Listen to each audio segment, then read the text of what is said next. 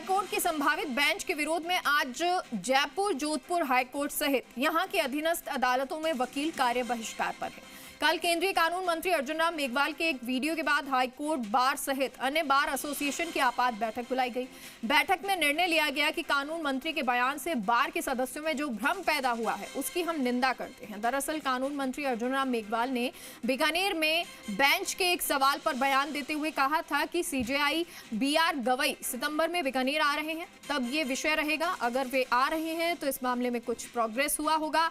बीकानेर को क्या कुछ देने के सवाल पर मंत्री ने कहा कि ये तो जब वो आएंगे तभी उसकी घोषणा होगी। और जयपुर से सहयोगी महेश हमारे साथ इस खबर पर लाइव जुड़े हैं। जयपुर में भी क्या कार्य बहिष्कार नजर आ रहा है? वकील हैं वहां पे, तो जरा उनसे बातचीत भी कीजिए महेश। देखिए, बीकानेर बेंच स्थापना की संभावना को देखते हुए हाईकोर्ट बार एसोसिएशन ने जो है न्यायिक कार्य का बहिष्कार किया है। कोई भी वकील जो है आज स्वेच्छा से पैरवी के लिए नहीं जा रहा है, सभी जो है संगठित है। हमारे साथ बार एसोसिएशन के अध्यक्ष हैं, इनसे जानना चाहेंगे कि क्या मांगे हैं, किस तरह से आंदोलन आगे रहेगा। देखिए, किसी तरह की कोई मांग नहीं है। ये इंटेंशनल ऑनरेबल जो हमारे लॉ मिनिस्टर हैं, ये इस बार नहीं, पहले भी 2 बार ऐसी चीज़ें कर चुके हैं। और ये बड़ा दुर्भाग्य की बात है कि वो अपने ऑफिस को, ना केवल अपने ऑफिस को ही यूज़ कर रहे हैं, वो चीफ जस्टिस ऑफ इंडिया के ऑफिस का भी नाम लेके इन बातों को करना चाह रहे हैं, जो कि बहुत ही दुर्भाग्यशाली है।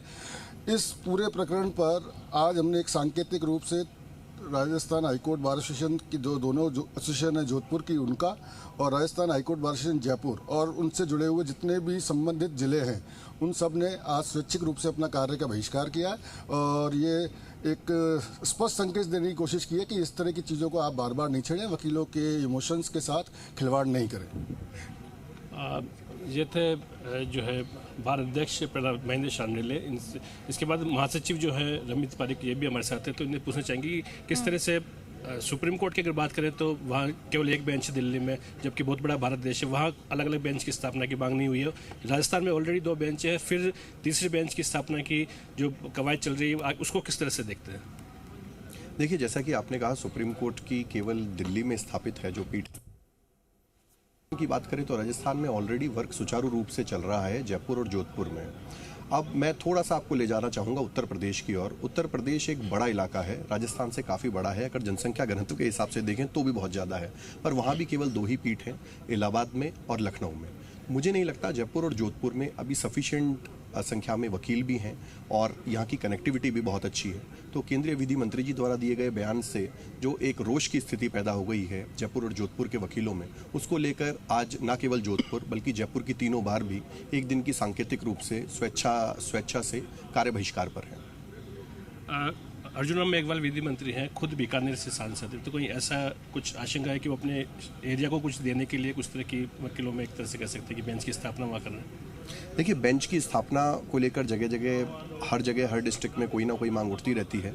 जहां तक सवाल है आपका बीकानेर का, तो ये कुछ तो प्रश्न पैदा करता है। बीकानेर में लेकर जिस तरह उन्होंने सीजीआई ऑफिस को यूज़ करके और सीजीआई साहब का नाम लेकर भी कुछ स्टेटमेंट देने की कोशिश की, हम उसकी भी भर्त्सना करते हैं, हम उसका भी विरोध करते हैं। ये थे Ramit Pareek, high court bar association के महासचिव। उन्होंने बताया कि किस तरह से अगर करना ही है तो पहले सुप्रीम कोर्ट से कवायद शुरू की जाए, हर राज्य में सुप्रीम कोर्ट की जो है बेंच स्थापना की जाए, उसके बाद जो है राज्यों का, अगर विकेंद्रीकरण की बात होती है तो उसके बाद राज्यों का नंबर लिया जाना चाहिए। जी बिल्कुल। और महेश, आपका रुख भी करेंगे, लेकिन राकेश जोधपुर से हमारे साथ जुड़ गए हैं, राकेश का भी रुख कर लेते हैं। राकेश, 1 दिन का ये कार्य बहिष्कार किया जा रहा है। अब आज के लिए तो एक रणनीति बना ली गई, कल आपातकाल में एक तरह से जल्दी से इसकी घोषणा हो गई, लेकिन अब आगे की रणनीति क्या कुछ रहने वाली है? देखिए, बात करें जिस तरीके से वर्चुअल बेंच की जो मांग उठी या एक वीडियो वायरल होने के बाद जिस तरीके से अधिवक्ताओं ने अपना आक्रोश जताया है, चाहे वो जोधपुर की बात करें, जयपुर की बात करें, अजमेर की बात करें, उदयपुर की बात करें, निश्चित रूप से हर अधिवक्ता में आज आक्रोश है। कहीं ना कहीं बीकानेर को छोड़कर सभी अधिवक्ता जो है अपना आक्रोश जताने के लिए एक सांकेतिक हड़ताल के रूप में 1 दिन का न्यायिक कार्य बहिष्कार किया गया। उनकी ओर से कहना है कि जिस तरीके से हाईकोर्ट की डिग्निटी है, उसकी अखंडता है, उसको बरकरार रखने की इन लोगों की मांग है। अब आगे क्या है वो उस पर हम बात करते हैं इन लोगों से ही, लेकिन सबसे बड़ी बात है कि इन लोगों ने आज 1 दिन का न्यायिक कार्य बहिष्कार किया है। मैं इन लोगों से बात करता हूं कि सर, अगर आपका आज 1 दिन का बहिष्कार रहा है और आगे सरकार आपकी बात नहीं मानती है, ऐसा कुछ होता है, तो आगे की क्या रणनीति रहेगी आप लोगों की? सरकार अगर हमारी बात नहीं मानती है तो अधिवक्ता कार्य बहिष्कार पिछली बार भी कई बातों पे, कई मुद्दों पे 3-3 महीने हो चुका है, तो वो तो आप छोड़िए कि अधिवक्ता अनिश्चित काल तक बहिष्कार कर सकता है, हड़ताल पे आंदोलन में जाने को तैयार है, मगर अपना जो हाईकोर्ट है, मुख्य पीठ है, इसको खंडित नहीं होने देगा। मैम, आप भी वाइस प्रेसिडेंट है, क्या कहेंगे? क्योंकि जिस तरीके से हाईकोर्ट की अस्मिता बचाने के लिए, आप अखंडता बचाने के लिए एक साथ लोग नजर आए, और अगर सरकार बात नहीं मानती है तो ये हड़ताल कितनी चल सकती है? देखिए, सरकार के बात मानने या ना मानने की बात अभी नहीं आती है, क्योंकि आज की जो स्ट्राइक है वो आशंका और संभावना पर आधारित है। एक वीडियो वायरल हुआ, उस वीडियो से सबको ये आशंका हुई कि हाईकोर्ट की एक बेंच बीकानेर जा सकती है, तो उसी आशंका के चलते एक रक्षात्मक स्टेप के रूप में, मतलब एक हमारा ये जो कदम है एक रक्षात्मक कदम है, जिसमें हमने एक दिन का कार्य बहिष्कार किया है, जिससे कि अगर ऐसा कुछ है तो ये कार्रवाई आगे ना बढ़े और हम अपना विरोध दर्ज करा सकें राजस्थान उच्च न्यायालय को अक्षुण्ण बनाए रखने के लिए, उसकी गरिमा बनाए रखने के लिए। लगातार जिस तरीके से हाईकोर्ट की बेंचों की मांग बढ़ती रही है, और आपने भी देखा हाल ही में बात करें तो महाराष्ट्र में भी एक प्रैक्टिकल हुआ, एक बेंच और बढ़ा दी गई है सोलापुर में, तो अगर यहाँ बेंच बढ़ती है तो कहाँ आपत्ति है? सर, बेंचेस अगर यहाँ से बीकानेर चली जाती है तो हमारी ये प्रॉब्लम हो जाएगी कि जो भी वर्क बिजनेस है वो डिवाइड हो जाएगा। एक आगे जयपुर के अंदर हो गया, जोधपुर के अंदर हो गया, अब आप सुप्रीम कोर्ट का भी तो वर्कलोड कितना है वो तो आप हर स्टेट के अंदर नहीं खोलते हैं।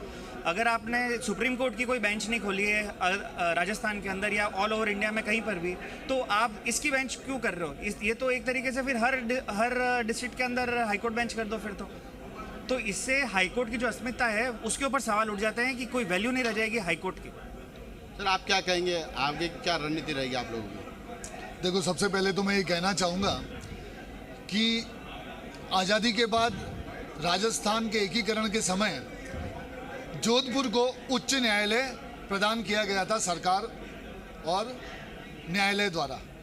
अब जोधपुर उच्च न्यायालय को वापस तोड़कर जो उस समय इनके बीच में संधि हुई थी कि 5 बड़े बड़े डिवीजन थे, उनको अलग अलग, चाहे बीकानेर है आपके पास और भी जानकारी लीजिएगा। और रौनक हमारे साथ बीकानेर से जुड़ गए हैं, और बीकानेर महत्वपूर्ण इसलिए क्योंकि यहाँ पर बेंच की अभी ये कयास लगाए जा रहे हैं, अंदेशा है कि ऐसा यहाँ पे हाईकोर्ट की एक बेंच यहाँ खोली जाएगी।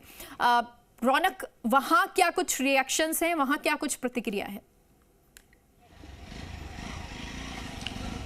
जी बिल्कुल, देखिए अगर जानकारी मैं आपको दूं, जिस तरह से केंद्रीय कानून मंत्री अर्जुन राम मेघवाल का जो वीडियो सामने आया है उसके बाद से जयपुर और जोधपुर में अधिवक्ताओं ने स्वैच्छिक रूप से कार्य बहिष्कार कर दिया। हालांकि देखिए जानकारी मैं आपको दे दूं, वंदे भारत जो ट्रेन मिली थी बीकानेर को, उसको लेकर के सर्किट हाउस में एक प्रेस कॉन्फ्रेंस जो है वो केंद्रीय कानून मंत्री ने की थी, और उस दौरान उन्होंने बयान दिया था कि chief justice of India Bikaner आने वाले हैं और उसके साथ साथ कुछ सौगात भी बीकानेर को मिल सकती है। इस बयान के बाद जो है ये कयास लगाए जा रहे हैं कि क्या हाईकोर्ट बेंच की जो मांग लगातार लंबे अंतराल से थी, क्या उसको लेकर के ये बड़ा सौगात जो है वो हो सकती है क्या? इस आधार पर जयपुर जोधपुर के जो अधिवक्ता उन्होंने कार्य बहिष्कार किया। हालांकि देखिए बीकानेर की मैं बात करूं, कोर्ट परिसर के बाहर मैं मौजूद हूं, अधिवक्ता यहाँ पर जो है वो साफ तौर पर इस बात का विरोध कर रहे हैं कि जो जयपुर जोधपुर में अधिवक्ता विरोध कर रहे हैं उस बात का बीकानेर के अधिवक्ता विरोध कर रहे हैं। साफ तौर पर कह रहे हैं कि देखिए ये 25 साल पुरानी उनकी मांग है और हर महीने की 17 तारीख को वो सिस्टम में बैठे, चाहे नेता हो, चाहे अधिकारी हो, चाहे उच्च न्यायालय से जुड़े हुए जो न्यायाधीश, उन तमाम लोगों से मुलाकात करते हैं, इस बात की मांग करते हैं कि हाईकोर्ट की बेंच जो है वो बीकानेर में खुलनी चाहिए। बार एसोसिएशन के जो पदाधिकारी मेरे साथ मौजूद है, बातचीत करता हूं। विवेक जी, देखिए मांग आप लोग कर रहे हैं, अब एक तरह से ये देखने में आ रहा है कि जो जयपुर जोधपुर में विरोध शुरू हो गया इस बात का, हालांकि संभावनाएं कही जा रही है फिलहाल कि बेंच खुल सकती है। केंद्रीय कानून मंत्री बीकानेर से आते हैं, सांसद है यहाँ के, आप लोगों की कोई बातचीत हुई इस पूरे मसले को लेकर? क्या कुछ केंद्रीय कानून मंत्री बीकानेर से बिलोंग करते हैं और बीकानेर के हितों के रक्षक हैं। बीकानेर की जनता तन मन धन से केंद्रीय कानून मंत्री के साथ है और उनकी योग्यता को देखकर उनको चयन करके हमने संसद में भेजा है। तो निश्चित रूप से केंद्र कानून मंत्री का ये सॉफ्ट कॉर्नर होता है कि बीकानेर के एडवोकेट्स, बीकानेर की जनता, बीकानेर संभाग की जनता, बार एसोसिएशन, इन सबों के हितों का ध्यान रखा जाए और उनकी ये दायित्व भी है कि वो हमारी जो जायज़ मांगे हैं उनके लिए प्रयास करें। और क्या बीकानेर के आम आदमी को, गरीब आदमी को, जो एक गांव में रहता है, जिस पर जो झोपड़ी में रहता है, जो संगरिया के डबवाली के बॉर्डर पर रहता है, वो आदमी को क्या बाबा साहब भीमराव अंबेडकर की मंशा के अनुरूप न्याय प्राप्त करने का अधिकार नहीं है? क्या वो इस महंगे न्याय को, उन महंगे वकीलों को अफोर्ड करने के लिए 700-800 किलोमीटर दूर जोधपुर जाए और वो आप पर जाने पर 2 दिन रुकना पड़े, टाइम नहीं मिलता? बीकानेर संभाग आगे इस पर क्या रणनीति आप लोगों की रहने वाली है? क्योंकि विरोध तो जोधपुर और जयपुर में अधिवक्ताओं ने कर ही दिया है। कुलदीप जी क्या कहेंगे? देखिए, रणनीति की कोई ऐसी बात नहीं है। जहाँ तक मैं समझ पाया हूँ कि विकेंद्रीकरण होना जरूरी है। केंद्र सरकार भी ये सोचती है और माननीय उच्चतम न्यायालय की भी सोच है। अभी बीकानेर जो 3rd फेज में चल रहा है, 3rd फेज में है और 7,750 करोड़ रुपया केंद्र सरकार ने मंजूर किया है पूरे इंफ्रास्ट्रक्चर को चेंज करने के लिए। वर्चुअल हो चाहे जैसे भी हो, हर व्यक्ति को न्याय मिले, हर व्यक्ति को सुविधा मिले। केंद्र सरकार की, भारत के प्रधानमंत्री की भी यही सोच है और केंद्रीय कानून मंत्री भी इसी अनुरूप ये जो कार्यक्रम बनाया जा रहा है हमारे माननीय मुख्य न्यायाधिपति का बीकानेर में आगमन का, ये उसी का ही एक परिणाम है। इस कारण से जोधपुर को या जयपुर को विचलित नहीं होना चाहिए। जबकि जयपुर में बेंच गई, आज तक वो 48 साल से हड़ताल पर है। क्या मांग कर ली उन्होंने? क्या रुक पाया वो? क्या बेंच वापस आई? जोधपुर में नहीं ना। तो जब विकेंद्रीकरण तहसील स्तर पर हो रहा है तो फिर क्यों नहीं राजस्थान में भी उच्च न्यायालय की 3री स्थापना हो? मांग है। हम दूर दराज में बैठे हैं, हम 700 किलोमीटर तक दूर तक आदमी जोधपुर पहुंचता है। क्या उन गरीब जनता के लिए भी सरकार का देखने का दायित्व तो नहीं है? न्यायिक व्यवस्था से अछूती नहीं है। अच्छा, अब जिस तरह से जो घटनाक्रम हुआ है, विरोध जिस तरह से जो जयपुर जोधपुर में अब देखने को मिल रहा है, आप लोग इस विरोध को किस नजरिए से देख रहे हैं? देखिए, उनका विरोध बिना किसी आधार के हैं। अभी माननीय मिलॉर्ड साहब का जो प्रोग्राम था वो उनका एक पर्टिकुलर सब्जेक्ट के लिए था। हाईकोर्ट की मांग बीकानेर डिवीज़न के लोगों ने बहुत पहले से कर रखी है। 125 दिन स्ट्राइक भी हुई है और स्टे टाइम में यहाँ हाईकोर्ट था भी। और ये इलाका जो है वो सीमावर्ती इलाका है, केसेस भी यहाँ के ज़्यादा है। तो अंतिम छोर पर जो व्यक्ति बैठा है उसको न्याय मिलना चाहिए, लेकिन उस मांग को इस घटना से जोड़ना कतई उचित नहीं है। और हम जो देख पाए हैं कि जो उन्होंने ज्ञापन दिया है, उस ज्ञापन से ये लगता है कि वो किसी षड्यंत्र का हिस्सा है। वर्बेटम एक ही शब्द है जयपुर और जोधपुर के। तो अगर हालांकि मेगा देखिए, एक जानकारी मैं आपको दूं, जो प्रेस कॉन्फ्रेंस हुई थी, मैं मौजूद था उस प्रेस कॉन्फ्रेंस में। साथी पत्रकारों ने हम लोगों ने पूछा कि हाईकोर्ट बेंच को लेकर आगे की क्या रणनीति है केंद्रीय कानून मंत्री से। उन्होंने साफ तौर पर कहा, देखिए जिस तरह से खुद chief justice of India Bikaner आ रहे हैं, ऐसे में एक सौगात मिल सकती है। हालांकि उन्होंने ये साफ नहीं किया कि क्या वो हाईकोर्ट बेंच की सौगात की बात कर रहे थे या किसी और चीज की। हालांकि देखिए, पिछले दिनों जिस तरह से आप देखिए, हम लोगों ने जिस तरह से देखा, ऑनलाइन बेंच की घोषणा की गई थी, उस पर कुछ ना कुछ आप रूपरेखा पर नजर प्रकाश डालिए। देखिए, यहाँ मार्च महीने में गत वर्ष चीफ जस्टिस साहब आए थे, तब ये मौखिक रूप से घोषणा की गई थी, लेकिन उसके ठीक है। और देखिए, यहाँ के जो अधिवक्ता हैं वो कह रहे हैं कि ये मांग तो पूरी, अगर ये तो लंबे वक्त से मांग की जा रही है बीकानेर में, और ऐसा होना चाहिए क्योंकि अगर 700 किलोमीटर कोई जाएगा तो ये ज्यादा लंबा पड़ेगा। बीकानेर में अगर बेंच होगी तो उसका फायदा होगा। राकेश, आपने सुना कि किस तरह से बीकानेर में एडवोकेट्स जो हैं वो इसको लेकर प्रतिक्रिया दे रहे हैं। जरा आपके आसपास जो है उनसे बातचीत कीजिए कि उनका क्या कुछ कहना है अब इसको लेकर। देखिए मेगा, लगातार जिस तरीके से हम बात कर रहे हैं, यहाँ के अधिवक्ताओं से भी मैं बात करूँगा, उनकी प्रतिक्रिया भी चाहूँगा कि क्या जिस तरीके से बीकानेर ने प्रतिक्रिया दी है कि बीकानेर के लोगों को कहना है कि उनकी लंबी मांग है और क्योंकि 700 किलोमीटर बॉर्डर से उनको यहाँ तक आना पड़ता है, तो इसीलिए अगर बीकानेर में बेंच जाती है तो आप लोगों को कहाँ प्रॉब्लम आती है? बीकानेर के लोगों को आप बोलो कि आप राजस्थान पुनर्गठन पढ़ो, तो राजस्थान पुनर्गठन हुआ था, उसमें क्या टर्म्स एंड कंडीशंस थी राजस्थान की। ये जोधपुर की जनता के साथ में उनके हितों पे कुठाराघात तो पहले भी हो चुका है 1976 के अंदर। तो उसको अभी तक उसको लेके हम महीने के आखिरी दिन में बाइकआउट करते आ रहे हैं। और पुनः एक बार सरकारों द्वारा अपने निजी स्वार्थ को साधने के लिए नेताओं द्वारा जो जोधपुर की आम जनता के साथ में जो उनको कुठाराघात किया जा रहा है, वो वकील समुदाय और आम जोधपुर की जनता किसी भी हालत में उसको सहन नहीं करेगी।